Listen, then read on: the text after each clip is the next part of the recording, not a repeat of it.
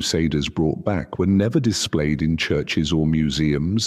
Instead, they were locked away in the most secret archives of the Vatican, accessible only to a chosen few.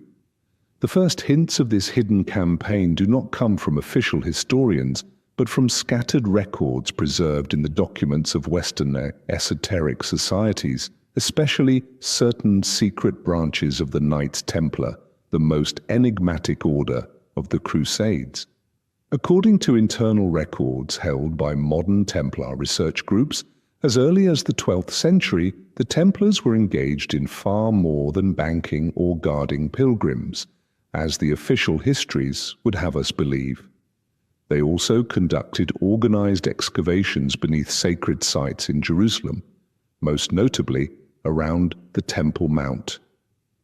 Some recovered documents, translated from ancient texts once kept in Templar commanderies in France and Portugal, describe astonishing finds, stone tablets inscribed with an unknown language, possibly linked to pre-Judaic civilizations. Manuscripts containing advanced technical and astronomical knowledge far beyond what medieval Europe possessed. Symbols and tools likely connected to Eastern mystical traditions. Most intriguing of all are the records of maps and descriptions of lost ancient lands, which some researchers associate with legends of Atlantis or other prehistoric civilizations. But why were these treasures never made public? Here lies the crux of the matter. According to indirect evidence, as the Templars grew too powerful, the Vatican, pressured by the French crown and conservative forces within the Church, launched a campaign to destroy them. Yet instead of obliterating the artifacts the Templars had gathered, many were seized and quietly transferred to the Vatican's secret archives. Records from the 14th century mention clandestine transports from fallen Templar monasteries to Rome. Some of these items are believed to have been sealed within the underground vaults of the Vatican Library. Others may have fallen into the hands of esoteric societies, where they were preserved in deep secrecy.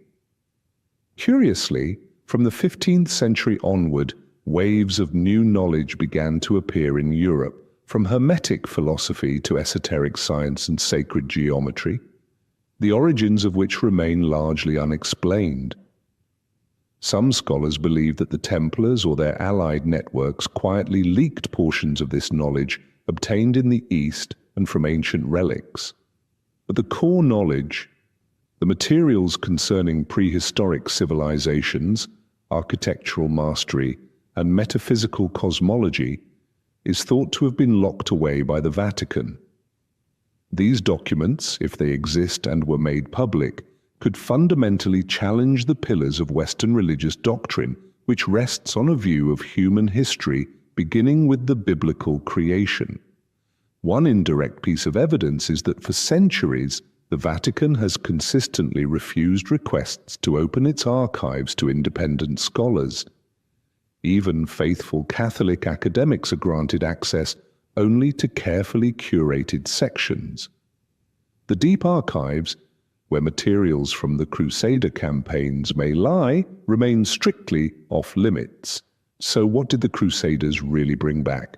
We may never know for certain, but the remaining clues, from symbols in ancient Templar churches to forbidden emblems, suggest that beneath the visible Crusades ran a profound current of hidden knowledge, far richer than the official histories reveal. And until the Vatican, or someone else, unlocks the great iron doors of these forbidden vaults, this question will continue to haunt all who yearn to understand the true history of humankind. In the vast canvas of human history, the rise and fall of civilizations is often portrayed as the inevitable result of natural forces, disasters, wars, plagues. These are the causes most often cited in official records. But there is another side to this story, a darker and far more unsettling side, seldom included in mainstream education, the tale of civilizations that were not destroyed by fate, but by the deliberate will of forces lurking in the shadows. The questions beg to be asked. Why? And who wielded the blade? To find the answers, we must look deeper, into cases where the collapse of once great cultures was not the random hand of misfortune, but the outcome of carefully orchestrated plans to erase knowledge, control history, and shape global power. One of the clearest examples is the destruction of the Cathar civilization in southern France during the 13th century. The Cathars, united with their simple philosophy of life, respect for spiritual freedom, and preservation of ancient religious and medical knowledge, were seen as a profound threat by the Roman Catholic Church. The Albigensian Crusade was not merely a religious war, it was a systematic campaign to obliterate an entire culture, to burn its sacred texts, to silence its teachers, and to eliminate alternative streams of thought. When the fortress of Montségur fell in 1244, not only were thousands of people burned alive, so too were countless precious manuscripts reduced to ash. Who orchestrated this? Clearly, the Vatican, driven not only by the defense of doctrine, but by the deeper aim of ensuring that no stream of knowledge outside its sanctioned control could take root. Another, even more subtle, example is the near-total erasure of indigenous knowledge in Central and South America following European conquest. The Maya, Inca, and Aztec civilizations possessed advanced systems of mathematics, astronomy, medicine, and architecture. Yet after the conquests, more than 99% of their written works were destroyed, burned by Franciscan and Jesuit priests in the name of purifying heresy. Why? Because this knowledge not only clashed with Christian worldviews, it threatened the monopoly of European scholars. To control knowledge is to control power, and in many cases destroying an entire civilization was seen as the most efficient way to achieve this. Another profound example is the Harappan civilization of the Indus Valley. To this day, archaeologists remain unable to fully explain why this highly advanced urban culture vanished so completely. Unorthodox sources, including manuscripts from certain Western esoteric orders, suggest that external forces may have intervened, seeking to prevent the spread of Harappan metaphysical knowledge. Symbols found on Harappan pottery and architecture hint at an understanding of natural energies, sacred geometry, and acoustic resonance, knowledge that could have radically altered the consciousness of neighboring civilizations and even modern humanity had it survived. But who are the forces behind such schemes? Across history, a familiar pattern emerges: entities seeking to control knowledge in order to concentrate power, be they empires, religious institutions, or secretive organizations. In the Middle Ages, the Vatican was a prime actor.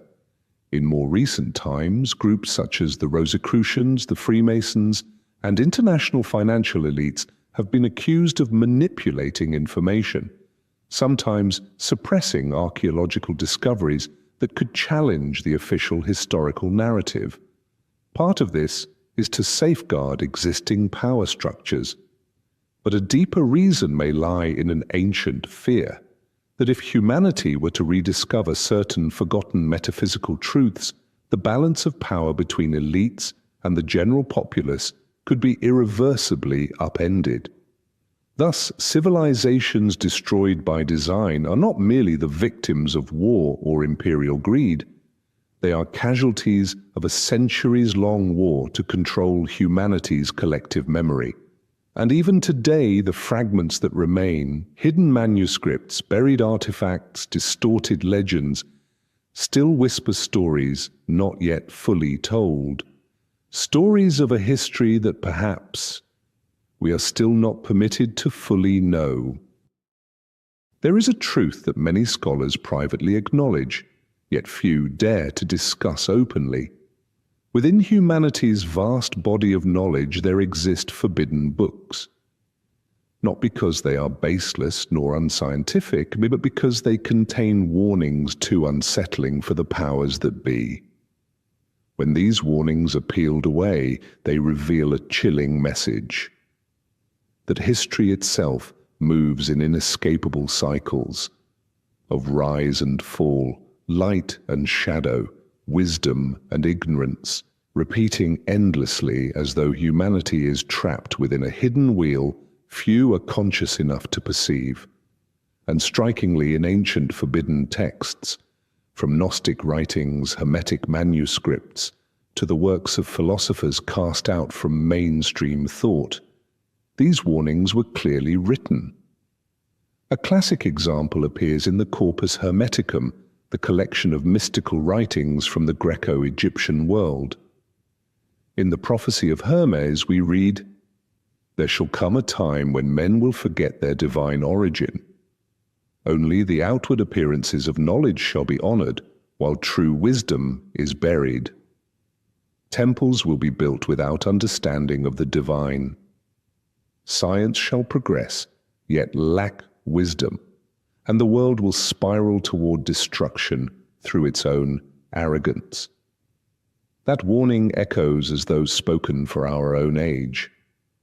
In the forbidden Gnostic texts, banned by the Church for millennia, there exists the concept of the archons, symbolic entities representing forces that manipulate human consciousness, causing humanity to forget its true nature and become trapped in the cycles of material history. According to these texts, when humans become too enthralled with technology, too fragmented in their understanding, and too obsessed with hollow wars of ideology, that is when the cycle resets. A brilliant civilization can collapse, not from lack of technology, but from losing the harmony between knowledge and spirit. Even within the Hermetic manuscripts, there are passages describing that prior civilizations, unnamed, had fallen into precisely this trap. They achieved remarkable technological mastery, yet created tools of destruction beyond their control. When the balance was broken, nature itself, described as a deeper intelligence, restored order through catastrophe. Are we now repeating that same history? Signs are everywhere.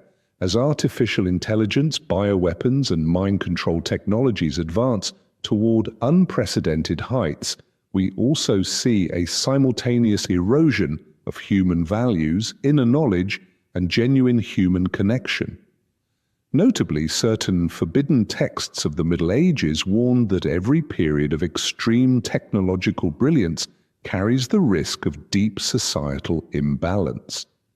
When humankind believes it can replace the divine or nature with machines and pure logic, that is the moment when collapse begins silently.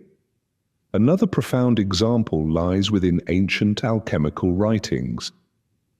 The alchemists were not merely seeking gold, they embedded deep philosophy about the life cycle of civilizations. According to their teachings, any civilization passes through the phases of nigredo, darkness, albedo, rebirth, and rubedo, completion. But when this natural process is forcibly halted, when power structures seek to freeze a civilization in the rubedo phase through control or violence, decay inevitably follows. In our modern world, with global networks of information control, cultural homogenization, and resource dominance on a scale never before seen, we are in danger of falling into exactly that trap. Modern forbidden literature, from studies on thought control technologies to reports on the risks of runaway AI, show that the cycle is closing faster than ever. Yet, like the Gnostic manuscripts of old, these warnings are kept on the fringes, excluded from mainstream discourse. Perhaps the bitterest truth is this: prior civilizations, Atlantis, if it truly existed, Sumer, ancient Egypt, the Maya, all seem to have followed these same paths. Their remaining ruins, inscriptions, and oral legends all whisper of golden ages lost, swept away by human arrogance and imbalance. Are we destined to repeat their fate? As the ancient Hermetic sages said, the answer depends entirely on whether we can learn the lesson. But to learn, we must be free to access the knowledge, including that which is now forbidden or distorted. And perhaps in this turbulent age, seeking out the warnings contained in forbidden books and listening to the wisdom of the past may be our last chance to break free from the harsh cycle that human history seems unable to escape. Perhaps the greatest danger is not when a civilization collapses, but when its memory is erased from our collective consciousness. For when memory is lost, so too are the lessons.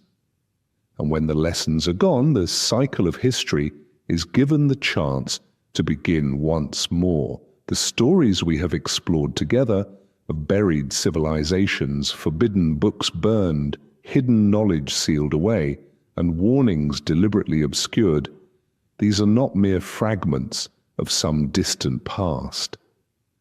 They stand as reminders that history, no matter how distorted or concealed, remains alive.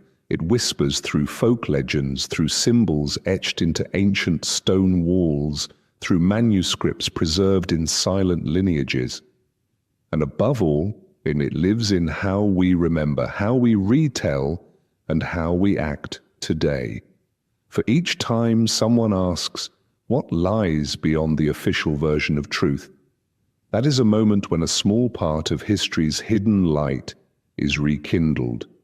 Each time a person reads a forbidden text, explores a forgotten civilization, or sits quietly before an ancient ruin, not hurriedly snapping a photo for the internet, but truly listening to the stones, the winds, the echoes of memory.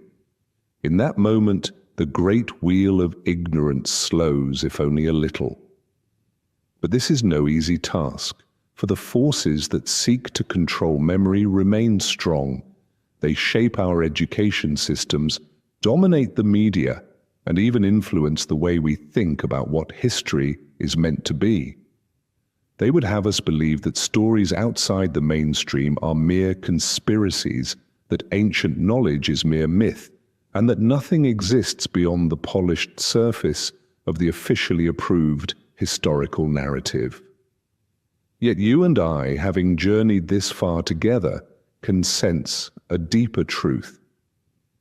There are too many puzzle pieces that do not fit within the story we were taught. Too many traces have been deliberately obscured. Too many warnings have been quietly ignored. And if we do not choose to speak of these stories, they may truly vanish. But history does not die, as long as there are those willing to tell it, those willing to listen, and those willing to question. So when you turn off this video, take a moment to look again at those old maps, those ancient statues, those faded pages you may have once glanced at without a second thought. Perhaps some small symbol, some forgotten mark, might lead you toward a new path of discovery. And when someone tells you that history has only one version, smile. Because after this journey, you now know history is always layered, multidimensional, and alive in hidden currents, waiting for those who truly listen. If you find these kinds of topics worth reflecting on, I invite you to share your thoughts in the comments below. I would love to read your insights and questions. For it is those very questions that keep this conversation alive. And if you wish to continue exploring these forgotten corners of our past, feel free to subscribe to the channel. There are many more deep, thought-provoking stories still waiting to be told, because history does not die. It waits for someone to bring its light forth once more. Hey guys!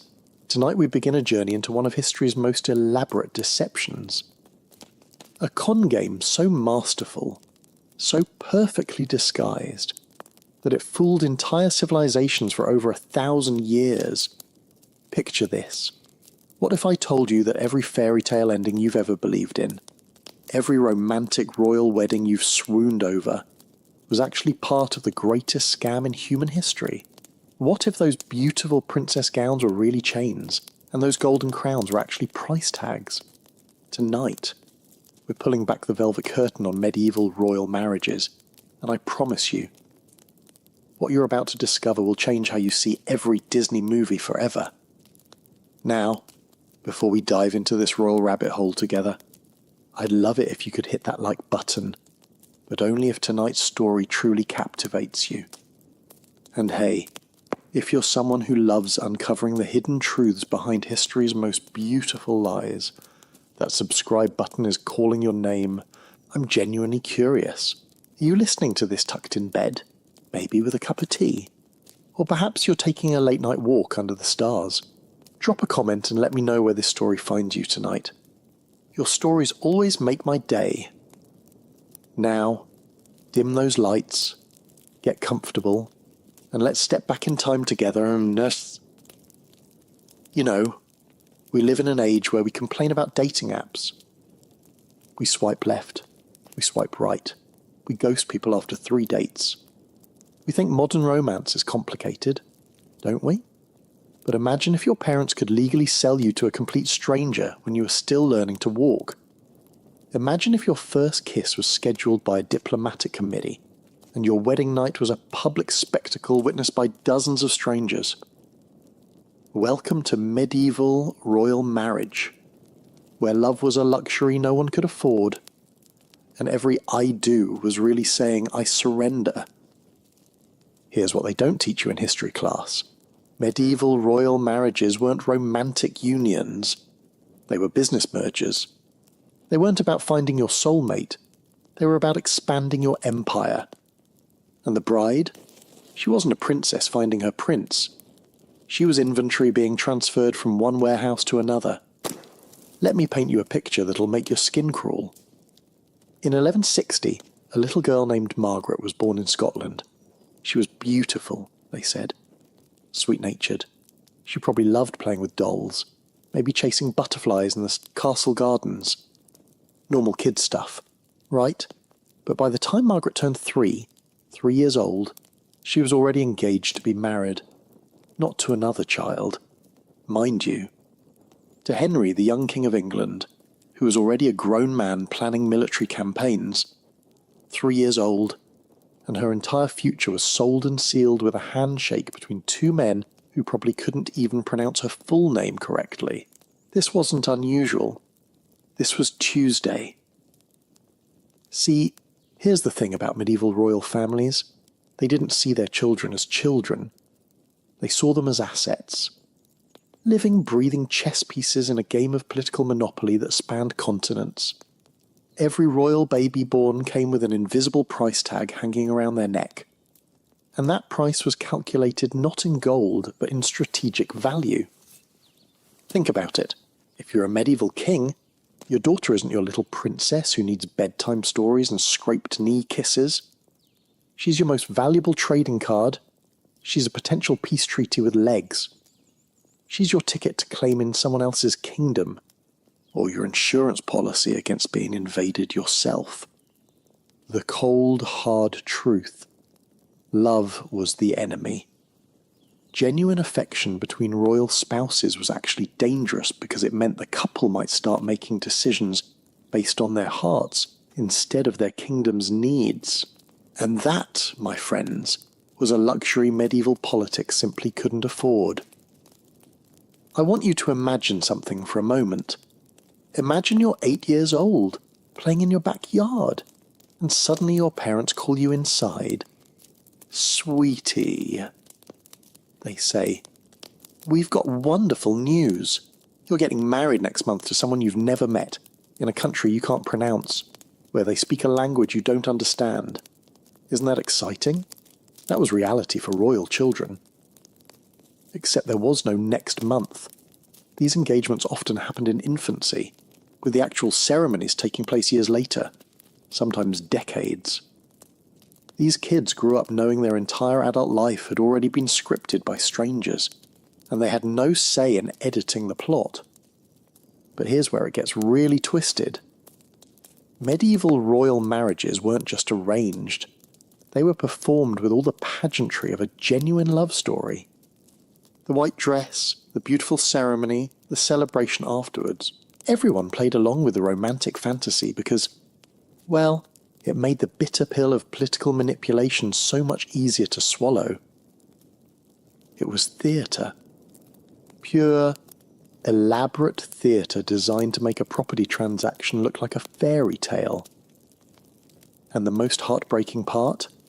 Many of these royal brides and grooms never even met their spouses until their wedding day. Can you imagine?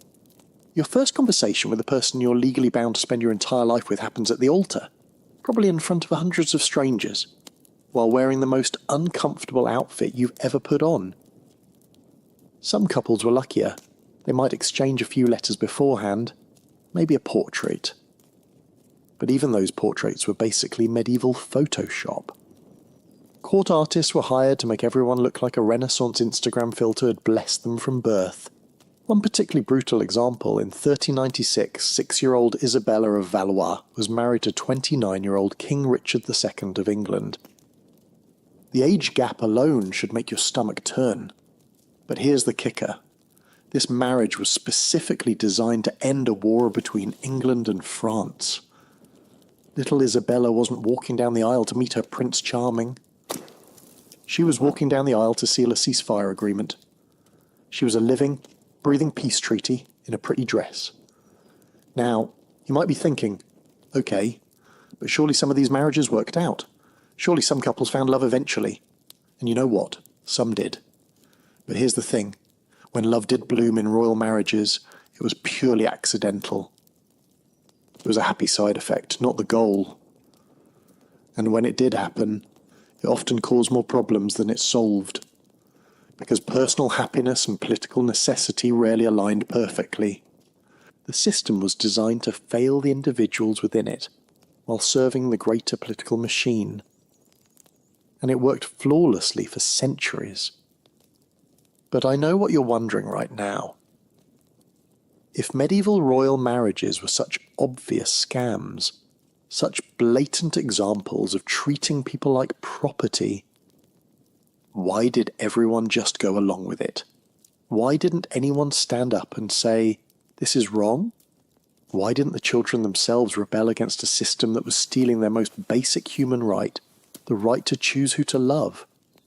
Well, here's where our story gets even more heartbreaking, because the answer reveals something profound about how power works, how control is maintained, and how human beings can be systematically taught to surrender their own dreams.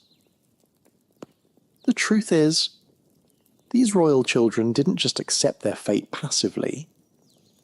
They were actively trained, from the moment they could understand language, to believe that love itself was their enemy, and the methods used to break their spirits.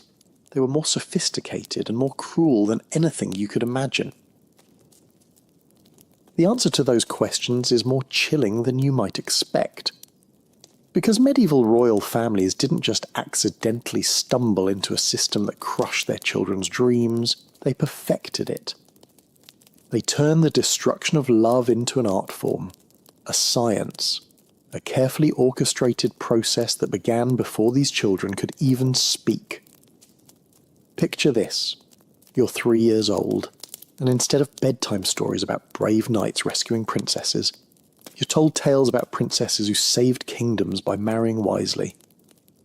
Instead of fairy tales about true love's kiss, you hear legends about queens who brought peace through strategic alliances. Your lullabies aren't about romance. They're about duty, honour, and the greater good. This was the reality for royal children. From their very first words, they were fed a carefully crafted narrative that love was selfish, that personal desires were weakness, and that their highest purpose was to serve as tools of statecraft. Let me tell you about something that happened in 1203 that perfectly illustrates this psychological conditioning when Princess Blanche of Castile was just 9 years old.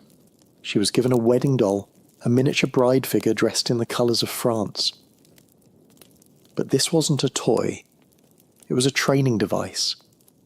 Every day, little Blanche had to practice wedding ceremonies with this doll. She'd rehearse walking down imaginary aisles, saying imaginary vows to imaginary grooms. She'd practice the perfect curtsy, the perfect smile, the perfect expression of grateful submission. She was literally playing house, except the house was a political prison, and she was rehearsing for her own captivity. The genius of this system, and yes, I'm using the word genius in the most twisted way possible, was that it made the children complicit in their own emotional destruction. They weren't just victims. They were trained to be enthusiastic participants in their own sacrifice. But here's where it gets even more sophisticated. Medieval royal courts developed what we might call love substitutes. Elaborate rituals and relationships designed to fulfill a child's need for affection while keeping them safely away from anything resembling romantic autonomy. Royal children were surrounded by what they called courtly love, a stylized, theatrical form of romance that was all performance and no substance. Young princes would write poems to ladies of the court. Young princesses would receive flowers and songs from noble admirers. It looked like romance. It felt like romance. But it was completely safe because everyone understood it was just a game. It was like giving a hungry person a plastic apple. It satisfies the visual craving without providing any actual nourishment. Princess Eleanor of Brittany wrote in her diary, which survived in a convent archive, about her confusion over these courtly rituals.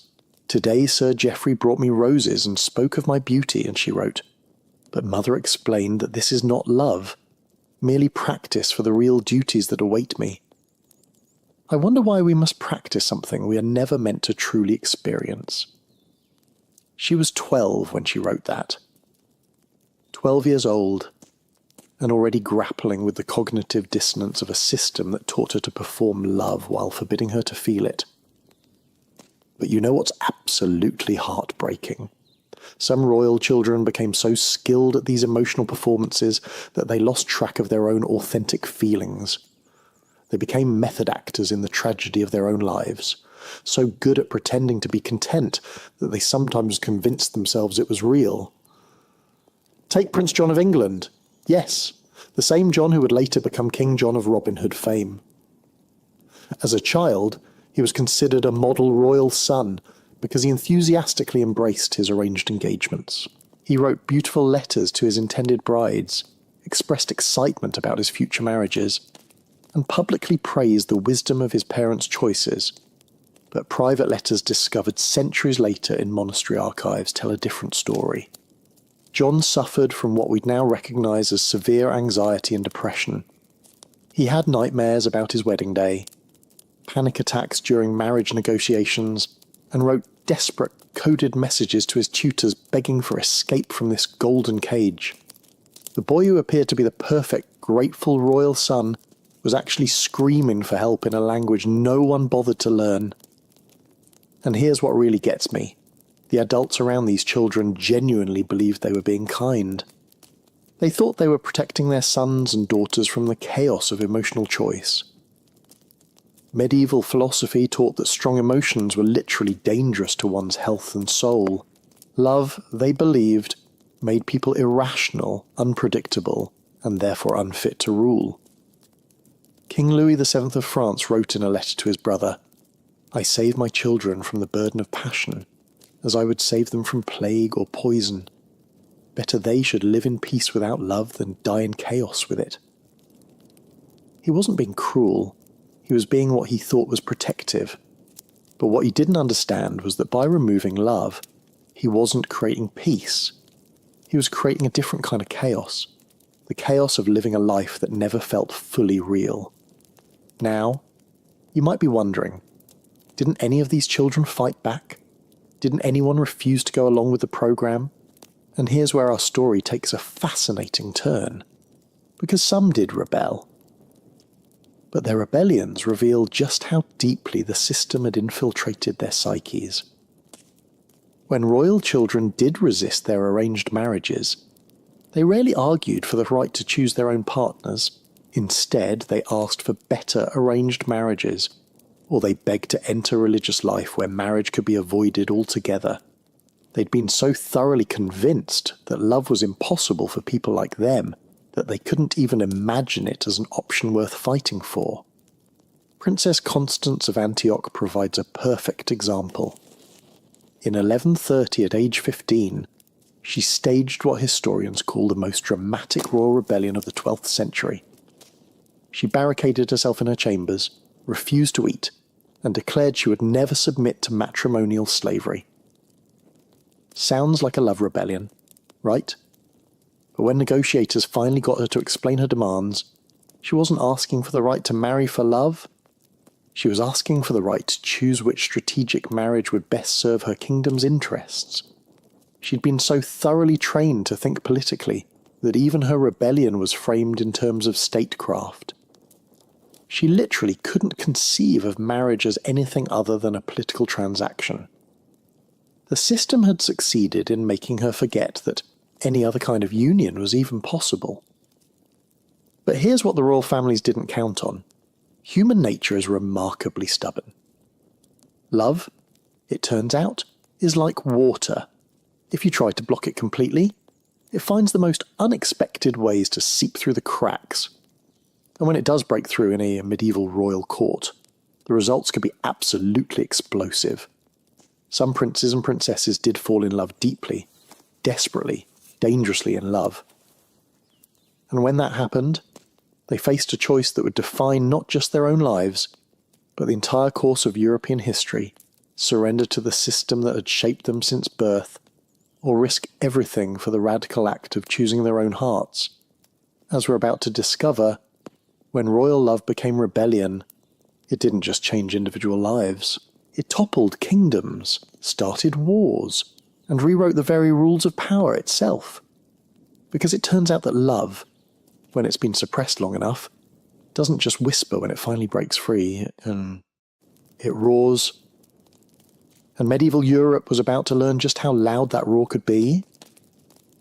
That roar we talked about, it first echoed through the stone halls of Windsor Castle on a cold February morning in 1464, when 18-year-old King Edward IV of England did something so shocking, so absolutely unthinkable, that it sent tremors through every royal court in Europe. He fell in love. Real, genuine, head over heels, can't eat, can't sleep love. And then he did something even more scandalous. He acted on it. Edward was supposed to marry a French princess. The negotiations had been going on for months. Treaties were being drafted. Dowries calculated. But Edward had a problem. He'd met Elizabeth Woodville, a widow with 2 children who was absolutely, completely, politically useless to him. She couldn't bring him a single acre of land, not one military alliance, not even a decent trade agreement. She was just beautiful and kind. And when she laughed at his jokes, he felt something he'd never experienced before. The pure, terrifying joy of being liked for himself, not for his crown. So, what did Edward do? He married her in secret. At dawn, with only her mother and a priest as witnesses, the King of England literally snuck out of his own castle to elope like a lovesick teenager, knowing full well it could cost him his throne. When the news broke, the reaction was swift and absolutely brutal. The French ambassador wrote to his king, "The English have gone mad. Their boy king has confused his kingdom for a romance novel." Parliament seriously considered declaring Edward mentally unfit to rule. His own mother publicly stated she wished she'd never given birth to him. But here's what makes Edward's story so fascinating. He didn't just defend his choice. He celebrated it. At his official wedding announcement, he stood before the entire court and said something that no medieval king had ever dared to say: "I have married for love, and I would rather be a happy commoner than a miserable king." The silence that followed was so complete that courtiers later described it as the sound of an entire worldview cracking. because Edward had just committed the ultimate royal crime. He'd suggested that personal happiness might be more important than political duty. He'd chosen his heart over his kingdom. And somehow, the kingdom didn't collapse. England didn't fall into chaos. The sun still rose the next morning, and that terrified the other royal families of Europe more than any military threat ever could.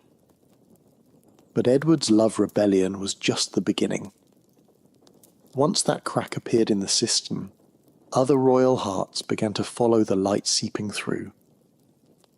And some of their stories will make you believe in the power of love to literally reshape the world. Take Prince Pedro of Portugal. In 1355, he was arranged to marry Constanza of Castile for obvious political reasons. But Pedro had already fallen desperately in love with Inés de Castro, a Spanish noblewoman who served in Constanza's court. The situation was impossible. Pedro couldn't break his engagement without starting a war. But he also couldn't marry Constanza while his heart belonged to someone else. So he found a third option that nobody saw coming. He married Constanza as planned, but he also secretly married Inés in a clandestine ceremony. He literally committed bigamy for love, creating the most complicated royal love triangle in medieval history. When both marriages were discovered, the political fallout was immediate and devastating. Constanza's family declared war. Pedro's father, King Afonso, ordered Inés to be executed for corrupting the royal bloodline. The Spanish courts called for Pedro to be disinherited, but Pedro's response was so romantic, so utterly devoted, that it's become legend. When he became king after his father's death, his first royal act was to have Inés's body exhumed and crowned as Queen of Portugal. He forced the entire court to kneel and pay homage to her corpse, declaring that death cannot diminish the throne of love. It sounds macabre, but to Pedro, it was the ultimate romantic gesture. He was saying, I don't care if you think love is weakness. I don't care if you think I'm crazy. This woman was my queen in life, and she'll be my queen in death, and your politics can't change that. The story spread across Europe like wildfire. Suddenly, royal courts everywhere were whispering about the Portuguese king who chose love over sanity, who crowned a corpse rather than deny his heart. Some called him mad, others called him magnificent, but everyone called him memorable. And here's what's absolutely fascinating. Pedro's reign was actually remarkably successful. Portugal prospered under his rule. The economy grew, and the people adored him. It turns out that a king who follows his heart might actually be more effective than one who follows a diplomatic handbook. But perhaps the most spectacular example of royal love rebellion happened in 1410, when Princess Catherine of Valois found herself caught between two impossible choices. She was arranged to marry Henry V of England to seal peace between France and England after decades of war. But Catherine had fallen in love with Owen Tudor, a Welsh courtier who was so far beneath her station that their marriage would be considered not just inappropriate, but legally treasonous. The stakes couldn't have been higher. If Catherine refused to marry Henry, the war between England and France would resume, potentially costing thousands of lives.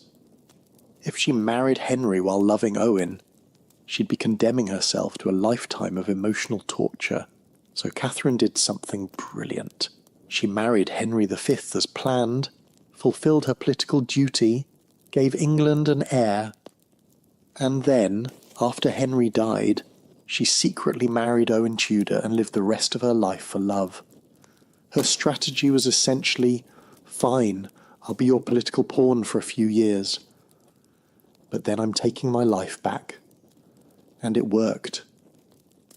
Her secret marriage to Owen Tudor produced children who would eventually found the Tudor dynasty, meaning that some of England's greatest monarchs, including Henry VIII and Elizabeth I, descended from a love marriage that was supposed to be impossible. Catherine literally changed the course of English history by refusing to let politics permanently crush her heart. But these love rebellions didn't just affect individual lives. They started a revolution in how medieval society thought about marriage, choice, and the relationship between personal happiness and social duty. Because when royal children started choosing love over politics, it sent a message to every other young person in the kingdom. Maybe you don't have to accept the life other people plan for you either. Suddenly, merchant families were allowing their children more say in marriage choices. Noble houses were considering compatibility alongside dowries. The idea that love might be a legitimate factor in life, decisions started spreading through medieval society like a love song. But the established powers didn't give up without a fight. The more royal children rebelled for love, the more elaborate and cruel the system's responses became. And what happened next reveals just how far medieval institutions would go to maintain control over young hearts. Because if you think the training we talked about earlier was intense, wait until you hear about the lengths royal families went to when they realised their children were starting to fight back. The countermeasures they developed were so sophisticated, so psychologically devastating that they make modern propaganda look like amateur hour. And the children caught in this escalating war between love and power, they were about to face choices that no human being should ever have to make. Those impossible choices began to materialise almost immediately after Edward IV's love rebellion sent shockwaves through medieval Europe. The royal establishments across the continent realised that they were facing their worst nightmare. Their carefully constructed system was beginning to crack, and love was seeping through those cracks like water through a dam. Their response was swift, systematic, and absolutely ruthless. Welcome to what I call the medieval dating app from hell. Except this wasn't about finding love. It was about preventing it so thoroughly that royal children would never even dream of Edward IV's rebellion. You see, the old system had a fatal flaw. It allowed royal children to meet potential love interests at court, at ceremonies, during diplomatic visits. Those chance encounters, those stolen glances across a banquet hall, those conversations during a dance, they were creating exactly the kind of emotional connections that led to disasters like Edward's secret wedding. So the royal families got creative. Terrifyingly creative. In 1470, just 6 years after Edward's scandalous marriage, the French court implemented what they called the Portrait Protocol. From that point forward, royal children weren't allowed to meet their intended spouses until the actual wedding day. Instead, they would be shown painted portraits and given written descriptions of their future partners. But here's where it gets diabolical. These portraits were essentially medieval propaganda pieces designed to make the children fall in love with the political arrangements rather than actual people. Princess Anne of Brittany's experience perfectly illustrates how this system worked. In 1488, when she was 11 years old, she was shown a portrait of Maximilian of Austria, her intended husband. The painting depicted a handsome, noble-looking man with kind eyes and a gentle smile. Anne was also given a beautifully written letter, supposedly from Maximilian, expressing his excitement about their future together and his admiration for her intelligence and beauty.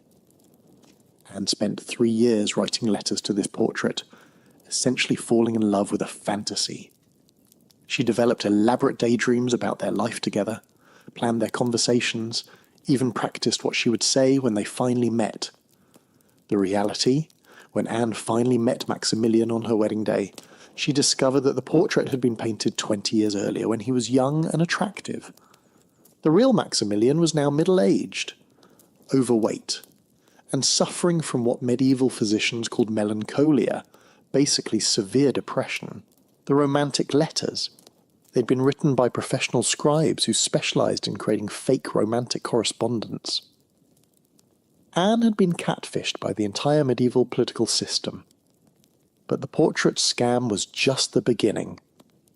Royal courts began developing what we might call emotional isolation protocols, designed to prevent their children from forming any meaningful relationships that might compete with arranged marriages. Take the case of Prince Charles of Anjou in 1485.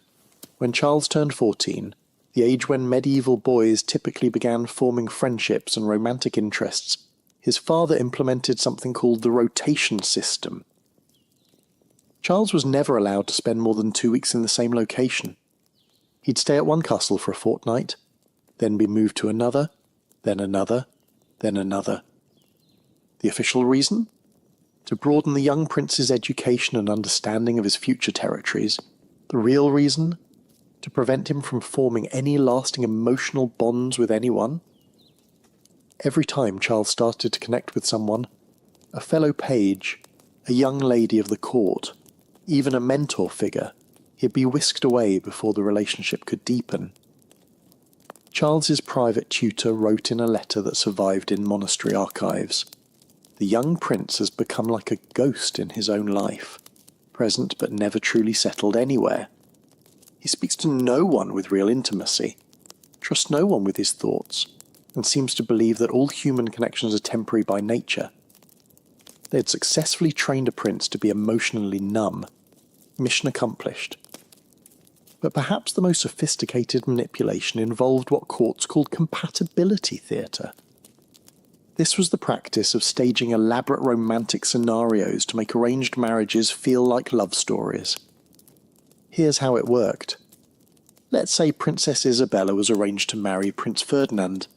Months before they met, both children would be told carefully crafted stories about their destined partner. Isabella would hear about Ferdinand's bravery, his kindness, his noble character. Ferdinand would hear about Isabella's beauty, her wit, her gentle nature. Then, when they finally met, the meeting would be orchestrated to feel magical and spontaneous. They'd accidentally encounter each other in a garden. Ferdinand would happen to recite poetry that Isabella had been told was his favourite.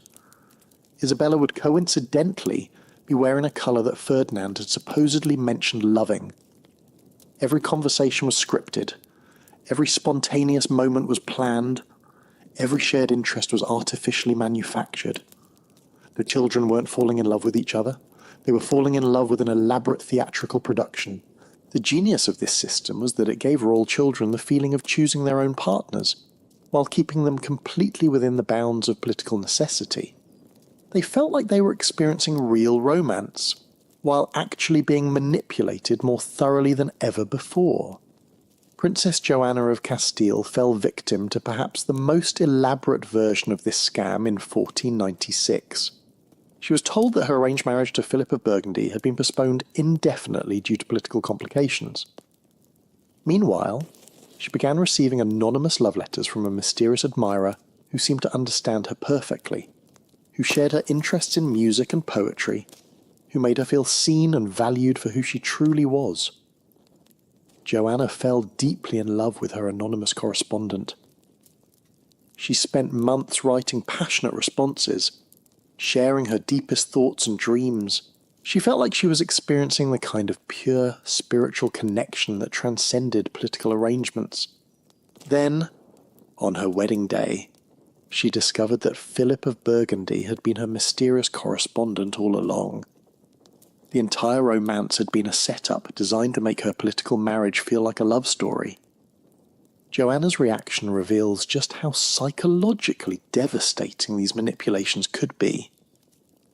Instead of feeling grateful for the elaborate effort to help her love her arranged husband, she felt betrayed and violated. In her diary, she wrote, "They have stolen not just my choice, but my very capacity to trust my own feelings. How can I believe in any emotion when I know it might be another performance designed for political purposes?" She had been so thoroughly manipulated that she could no longer distinguish between authentic feelings and manufactured ones. But you know what's absolutely fascinating? Even these sophisticated psychological manipulations couldn't completely crush the human spirit's need for authentic connection. Some royal children began developing what we might call emotional resistance strategies. They created secret languages, hidden friendships, covert ways of maintaining real human connections despite the system's attempts to isolate them. Some princesses would communicate their true feelings through flower arrangements. A yellow rose meant "I'm lonely." White lilies meant "I'm afraid." Red poppies meant I remember what real love feels like. Some princes developed elaborate coded correspondence systems, writing letters that looked like formal diplomatic communications but actually contained personal messages hidden in specific word choices and letter spacing. They were essentially running underground emotional railways, smuggling authentic feelings through a system designed to eliminate them entirely. And here's where the story takes another fascinating turn. Because as these medieval dating app manipulations became more sophisticated, they started to backfire in unexpected ways. The royal children who were being most heavily controlled began to develop something the system hadn't anticipated. They became expert at detecting lies, manipulation, and emotional fraud. They had been so thoroughly trained to recognize fake romance that they became incredibly skilled at identifying the real thing when it appeared. And when that happened, when a genuinely authentic connection broke through all the elaborate defenses, well, let's just say that a royal child who spent their entire life surrounded by emotional fakery knows the value of the real thing when they find it, and they're willing to risk everything to protect it. When that real thing finally appeared, it created some of the most legally complex and financially devastating documents in medieval history. Because here's what nobody talks about when they romanticize royal weddings. The paperwork behind these marriages was more complicated than modern corporate mergers, and infinitely more binding. Let me show you just how insane these marriage contracts really were by walking you through one that almost started World War Medieval. In 1469, the marriage contract between Isabella of Castile and Ferdinand of Aragon wasn't just a wedding agreement. It was a 47-page legal document that essentially redesigned the map of Spain. And when I say 47 pages, I'm talking about dense, handwritten medieval script that would make modern tax law look like a children's book. Page 1 covered the basics. Who was marrying whom, when, and where. Pages 2 through 15 dealt with the dowry, but this wasn't just here's some golden land. Isabella's dowry included entire cities, trading routes, mining rights, fishing territories, and something called future conquest rights, which basically meant Ferdinand would own half of any land Isabella might conquer later in life. Talk about ambitious wedding planning. But pages 16 through 31, that's where things got really wild. These pages covered what we might call genetic futures trading, detailed specifications about which children would inherit what, how many sons needed to be produced to secure the alliance, what would happen if Isabella died in childbirth, what would happen if Ferdinand died in battle, and even contingency plans for what would happen if both of them died but left pregnant mistresses. Yes, you heard that right. Medieval marriage contracts included provisions for hypothetical children from extramarital affairs. They were planning for infidelity before the couple had even said, "I do." Pages 32 through 40 covered military obligations. When Isabella married Ferdinand, she wasn't just gaining a husband, she was contractually obligating her entire kingdom to provide military support for any wars Ferdinand might start for the rest of his life.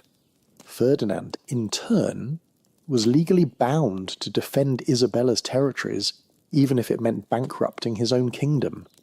Imagine signing a marriage certificate that automatically enrolled your entire family in your spouse's future fights.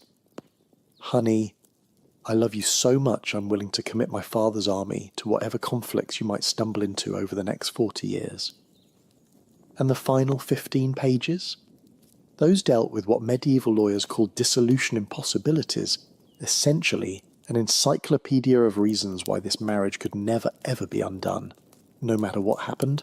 Adultery, incompatibility, religious differences, political disagreements, even if one spouse tried to assassinate the other, none of it mattered. The contract was more permanent than death itself. But here's what makes Isabella and Ferdinand's contract absolutely fascinating. It was considered relatively simple by medieval standards. Let me tell you about the marriage contract that nearly broke the medieval legal system entirely. In 1453, Margaret of Anjou's marriage to Henry VI of England required a team of 12 lawyers working for 8 months just to draft the agreement. The final contract was 89 pages long and included provisions so complex that they're still being debated by legal historians today.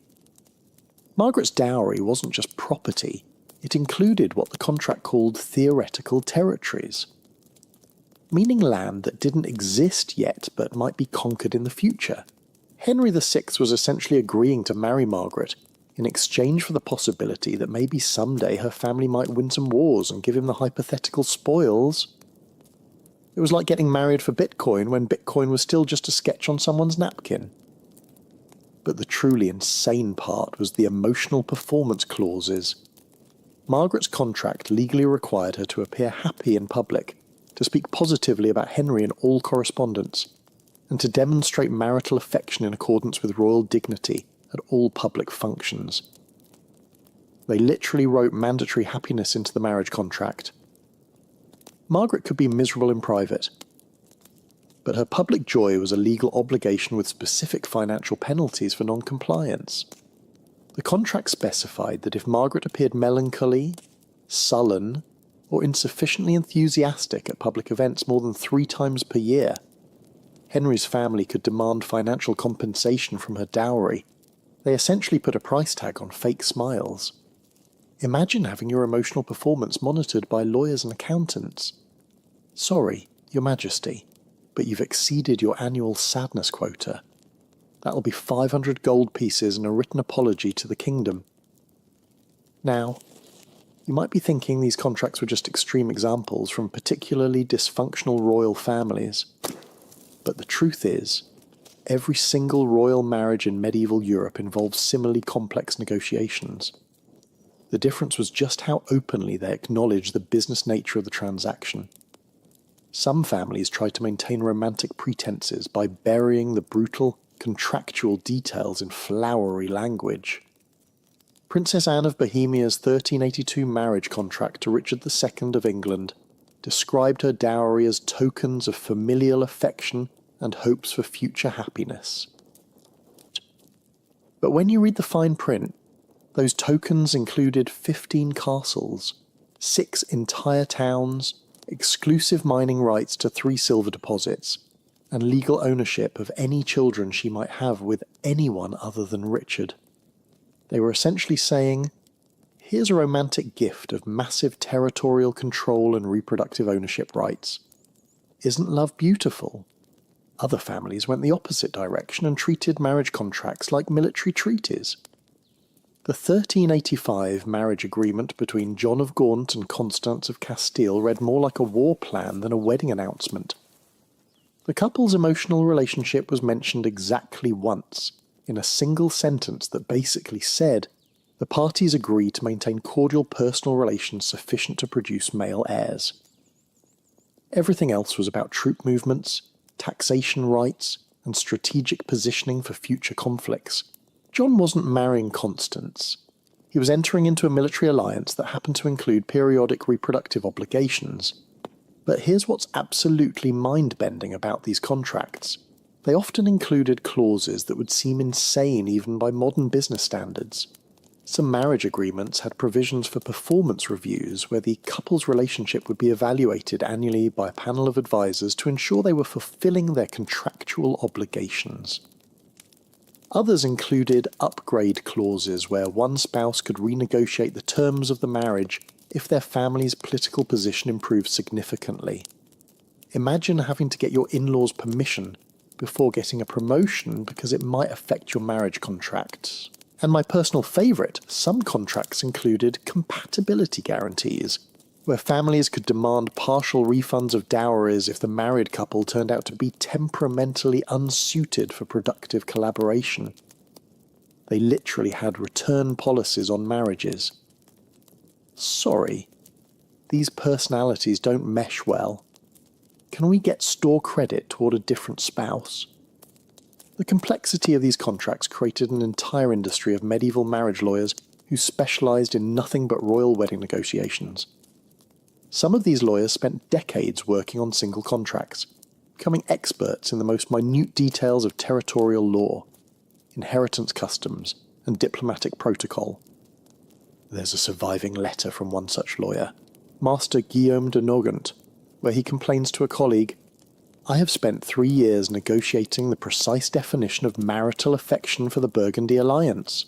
We are currently deadlocked over whether hand-holding in public should be classified as mandatory courtesy or optional romantic display."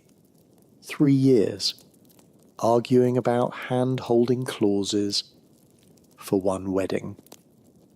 But perhaps the most revealing aspect of these contracts was how they handled the possibility of love developing between the spouses. Most agreements included specific provisions about what would happen if the couple actually started to care about each other.